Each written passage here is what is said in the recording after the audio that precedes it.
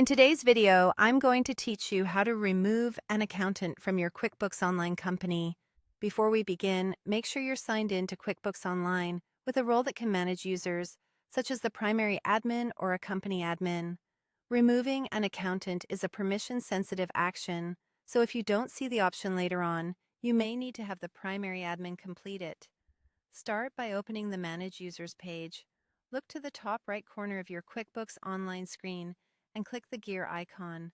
This opens a menu of settings. Under the section labeled Your Company, choose Manage Users. This is the central place for controlling who can access your company, including your external accounting firm.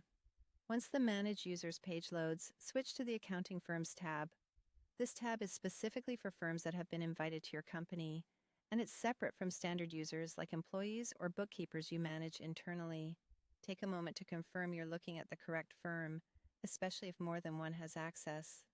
Verifying the firm name here helps you avoid removing the wrong connection. When you've identified the accountant or firm you want to remove, click the Delete or Remove option shown next to their name. The wording can vary slightly depending on your version, but both options perform the same action. A confirmation pop-up will appear, so you can double-check your choice. Read the prompt carefully, then confirm by clicking Yes or Remove. This doesn't delete any of your transactions or company data.